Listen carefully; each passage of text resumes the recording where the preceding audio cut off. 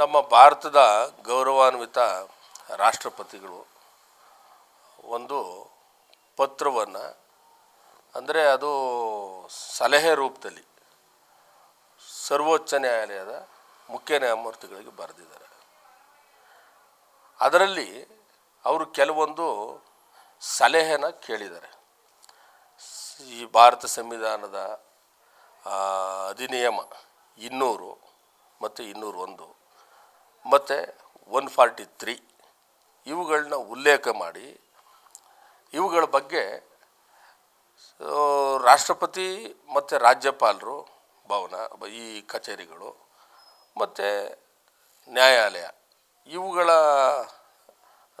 ಒಂದು ಪಾತ್ರ ಏನು, ಈ ಈ ಈ ವಿಚಾರಗಳಿಗೆ ಸಂಬಂಧಪಟ್ಟಂತೆ ಸಾಂವಿಧಾನಿಕ ಬಿಕ್ಕಟ್ಟು ಉಂಟಾದಾಗ, ಸಾಂವಿಧಾನಿಕ ಬಿಕ್ಕಟ್ಟು ಅನ್ನೋದಕ್ಕಿಂತ ಸಾಂವಿಧಾನಿಕ ಪ್ರಶ್ನೆ ಉದ್ಭವ ಆದಾಗ ಯಾರು ಯಾವ ಪಾತ್ರವನ್ನು ಮಾಡಬೇಕು, ರಾಷ್ಟ್ರಪತಿಗಳಿಗೆ ಟೈಮ್ನ ನಿಗದಿ ಮಾಡ್ಬೋದಾ ಸುಪ್ರೀಂ ಕೋರ್ಟು, ಈ ರೀತಿ ಕೆಲವೊಂದು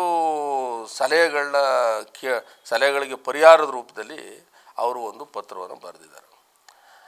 ಆರ್ಟಿಕಲ್ಲು 200 ಅದೇನು ಹೇಳ್ತದೆ, ರಾಜ್ಯಪಾಲರ ಒಂದು ಪವರ್ ಹೇಳ್ತದೆ.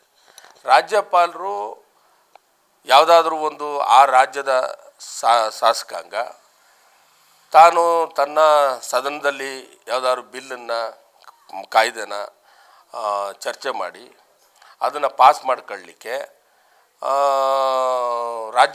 ರಾಜ್ಯಪಾಲರಿಗೆ ಕಳಿಸಿದಾಗ ರಾಜ್ಯಪಾಲರು ಅಂಕಿತ ಹಾಕಬೇಕು ಅಂತೇನಿಲ್ಲ. ಅವರ ಆರ್ಟಿಕಲ್ 200 ಹೇಳೋದೇ ಅದು. ಒಂದು ಅದ್ರ ಬಗ್ಗೆ ಸಂಶಯ ಅಥವಾ ಗೊಂದಲ ಅಥವಾ ಕ್ಲಾರಿಫಿಕೇಷನ್ ಏನಾರು ಇದ್ದರೆ ವಾಪಸ್ ಕಳಿಸ್ಬೋದು. ಇನ್ನೊಂದು ಸರಿ ಇದೆ ಅಂತ ಅನಿಸಿದ್ರೆ ಅದಕ್ಕೆ ಅಪ್ರೂವಲ್ ಕೊಡ್ಬೋದು. ಆಗ ಅದು ಕಾನೂನು ಆಗ್ತದೆ. ಒಂದು ವೇಳೆ ಅಪ್ರೂವಲ್ ಕೊಡಲಿಕ್ಕೂ ಸಾಧ್ಯ ಆಗದೇ ವಾಪಸ್ ಕಳಿಸೋಕ್ಕೂ ಸಾಧ್ಯ ಆಗದೇ ಇದ್ದಾಗ ಹೆಚ್ಚಿನ ಇದಕ್ಕೆ ವಿವರಣೆ ಏನಾದರೂ ಬೇಕು ಅನ್ನುವಂಥ ವಿಚಾರಗಳಿದ್ದಾಗ ಭಾರತದ ರಾಷ್ಟ್ರಪತಿಯವರಿಗೆ ಅದನ್ನು ಬಿಲ್ಲನ್ನು ಕಳಿಸ್ತಾರೆ. ಅಲ್ಲಿ ಭಾರತ ಸಂವಿಧಾನದ ಅಧಿನಿಯಮ 201 ಪ್ರಕಾರ ಮಾನ್ಯ ರಾಷ್ಟ್ರಪತಿಯವರು ತಮಗಿರ್ತಕ್ಕಂಥ ಅಧಿಕಾರನ ಚಲಾಯಿಸಿ ಒಂದು ಅದಕ್ಕೆ ಅಂಕಿತ ಹಾಕ್ಬೋದು, ಅಥವಾ ಮತ್ತೆ ರಾಜ್ಯ ವಿಧಾನಸಭೆಗೇ ರಾಜ್ಯಪಾಲರ ಮುಖಾಂತರ ಕಳಿಸ್ಬೋದು. ಆರ್ಟಿಕಲ್ 201 ಪ್ರಕಾರ ಅವರು ಅದರ ಬಗ್ಗೆ ಅವ್ರಿಗೆ ಏನಾದ್ರು ಹೆಚ್ಚಿನ ಸಲಹೆ ಬೇಕು ಅಂತ ಅಂದರೆ ಅವ್ರು ಕೂಡ ಕಳಿಸ್ಬೋದು. ಈ ಸಂದರ್ಭದಲ್ಲಿ ಯಾಕೆ ಇದೊಂದು ಪ್ರಶ್ನೆ ಉದ್ಭವ ಆಗಿದೆ ಅಂತ ಹೇಳಿದ್ರೆ, ಮೊನ್ನೆ ತಮಿಳುನಾಡು ಗೌರ್ಮೆಂಟು ಸುಮಾರು ಹಲವಾರು ಬಿಲ್ಗಳನ್ನ ಸದನದಲ್ಲಿ ಪಾಸ್ ಮಾಡಿ ಕಳಿಸಿತ್ತು. ಅಲ್ಲಿಯ ರಾಜ್ಯಪಾಲರಾದಂಥ ಗೌರವಾನ್ವಿತ ಅವರು ಅನೇಕ ತಿಂಗಳುಗಳು, ವರ್ಷ ಅಂತ ಹೇಳ್ತಾರೆ, ತಾನು ಅನುಮೋದನೆಯೂ ಕೊಡದೇನೆ ವಾಪಸ್ಸು ಕೊಡದೇನೆ ಅದನ್ನು ತಮ್ಮ ಬಳಿಯೇ ಇಟ್ಕೊಂಡಿದ್ರು ಅಂಥೇಳಿ ಆ ರಾಜ್ಯದ ಮುಖ್ಯಮಂತ್ರಿಗಳು, ಸರ್ಕಾರ ಸುಪ್ರೀಂ ಕೋರ್ಟ್ಗೆ ಒಂದು ಅಪ್ಲಿಕೇಶನ್ ಹಾಕ್ತಾರೆ. ಆ ಸುಪ್ರೀಂ ಕೋರ್ಟ್ನಲ್ಲಿ ಅದ್ರ ಬಗ್ಗೆ ಇಬ್ಬರು ಗೌರವಾನ್ವಿತ ನ್ಯಾಯಮೂರ್ತಿಗಳ ಒಂದು ಪೀಠ ಅದ್ರ ಬಗ್ಗೆ ಸುದೀರ್ಘವಾದಂಥ ಚರ್ಚೆ ಮಾಡಿ ಅವರು ಆಗ ಹೇಳ್ತಾರೆ, ಇಲ್ಲ, ಈ ಥರ ಬಿಲ್ಗಳನ್ನ ನೀವು ಪೆಂಡಿಂಗ್ ಇಟ್ಕೊಂಡಾಗ ಅದು ರಾಜ್ಯದ ಅಭಿವೃದ್ಧಿಗೆ ತೊಡಕಾಗ್ತದೆ. ನೀವು ಅದಕ್ಕೆ ಒಂದು ಕಾಲಮಿತಿ ಒಳಗಡೆ ಅದನ್ನು ವಿಲೇವಾರಿ ಮಾಡಬೇಕು. ಅದಕ್ಕೆ ಅವರು ಒಂದು ಕಾಲಮಿತಿಯನ್ನು ನಿಗದಿ ಮಾಡ್ತಾರೆ. ಜೊತೆಗೆ ರಾಷ್ಟ್ರಪತಿ ಭವನಕ್ಕೆ ಕಳಿಸಿದಂಥ ಕೆಲವು ಮಸೂದೆಗಳಿಗೆ ಸಂಬಂಧಪಟ್ಟಂಗೆ ಅವ್ರಿಗೂ ಕೂಡ 3 ತಿಂಗಳೊಳಗಡೆ ನೀವು ಅದನ್ನು ವಿಲೇವಾರಿ ಮಾಡಬೇಕು. ವಿಲೇವಾರಿ ಮಾಡದೇ ಇದ್ದ ಪಕ್ಷದಲ್ಲಿ, ಅಪ್ರೂವಲ್ ಕೊಡದೇ ಇದ್ದ ಪಕ್ಷದಲ್ಲಿ, ಅಥವಾ ಅದರ ಬಗ್ಗೆ ಯಾವುದೇ ಕ್ರಮ ವಹಿಸದೇ ಇದ್ದ ಪಕ್ಷದಲ್ಲಿ ಅವು ಆಟೋಮೆಟಿಕ್ಕಾಗಿ ಕಾನೂನುಗಳಾಗಿ ಜಾರಿಗೆ ಬರ್ತವೆ ಅನ್ನುವಂಥ ತೀರ್ಮಾನವನ್ನು ಆ ಒಂದು ದ್ವಿಸದಸ್ಯ ಪೀಠ ಸುಪ್ರೀಂ ಕೋರ್ಟ್ನಲ್ಲಿ ಕೊಡ್ತದೆ. ಅದು ಕೊಟ್ಟ ನಂತರ ಈ ದೇಶದಲ್ಲಿ ಇದ್ರ ಬಗ್ಗೆ ಭಾಳ ಚರ್ಚೆಗಳು, ಉಪರಾಷ್ಟ್ರಪತಿಗಳಾದಂಥ ದಿನಕರ್ ಅವರು ಭಾಳ ಇದ್ರ ಬಗ್ಗೆ ಆಕ್ರೋಶವನ್ನು ವ್ಯಕ್ತಪಡಿಸ್ತಾರೆ. ನಮಗೆ ನೀವು ಕಾಲಮಿತಿನ ವಿಧಿಸ್ತೀರಾ ಅಂತ. ಮೊನ್ನೆ ರಾಷ್ಟ್ರಪತಿಗಳು ಇಲ್ಲಿವರೆಗೂ ಮೌನವಾಗಿದ್ದರು. ಅವರು ಕೆಲವು ಸಲಹೆಗಳನ್ನು ಕೇಳಿದ್ದಾರೆ.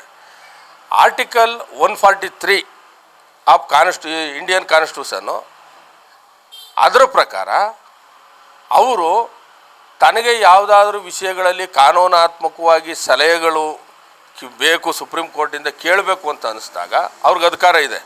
143 ಪ್ರಕಾರ ಅವರು ಮುಖ್ಯ ನ್ಯಾಯಮೂರ್ತಿಗಳಿಗೆ ಒಂದು ಪತ್ರವನ್ನು ಬರೆದಿದ್ದಾರೆ.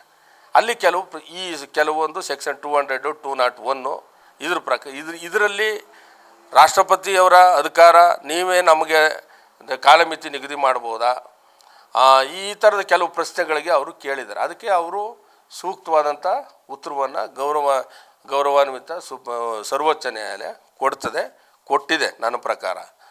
ಅದು ಬೇರೆ ಪ್ರಶ್ನೆ.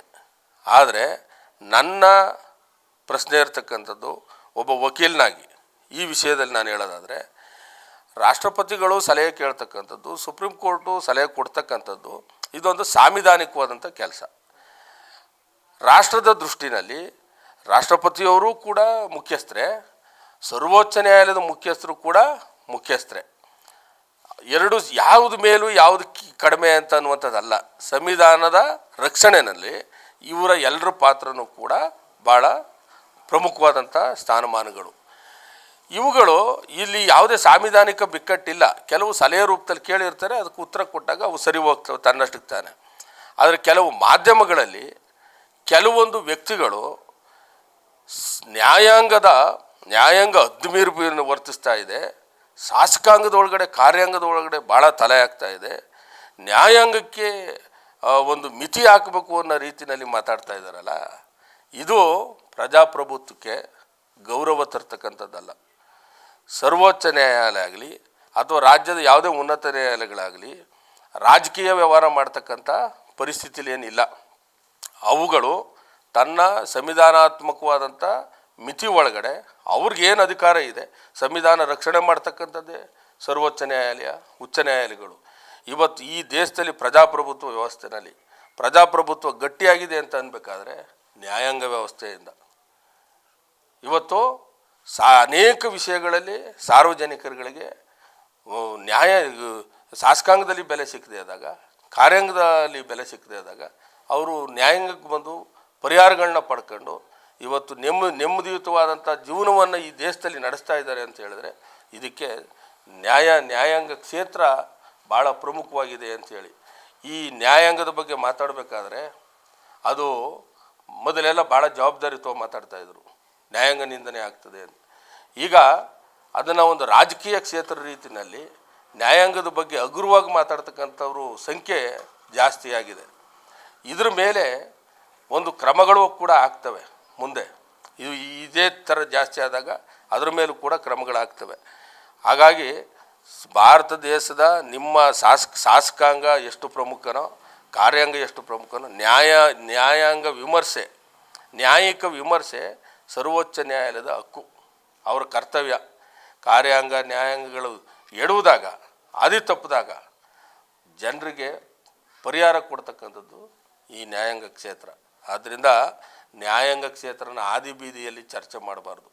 ಅವರು ಕೊಡ್ತಕ್ಕಂಥ ತೀರ್ಪುಗಳು ನಿಮ್ಗೆ ಸರಿಯಿಲ್ಲ ಅಂತ ಹೇಳಿದ್ರೆ ನೀವು ನ್ಯಾಯಾಂಗದ ಪುನರ್ವಿಮರ್ಶೆಗೆ ಅಪಲೇಟ್ ಅಥಾರಿಟಿಗಳಿದೆ, ಅಲ್ಲಿ ಪ್ರಶ್ನೆ ಮಾಡ್ಬೋದು.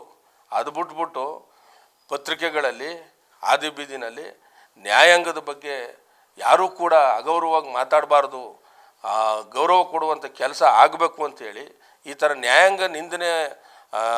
ನ್ಯಾಯಾಂಗನ ಅಗೌರವದಿಂದ ಮಾತಾಡ್ತಕ್ಕಂಥವ್ರ ಮೇಲೆ ಕ್ರಮಗಳಾಗಬೇಕು ಅಂಥೇಳಿ ನಾನೊಬ್ಬ ವಕೀಲನಾಗಿ ಈ ಸಂದರ್ಭದಲ್ಲಿ ಒತ್ತಾಯಿಸ್ತೀನಿ.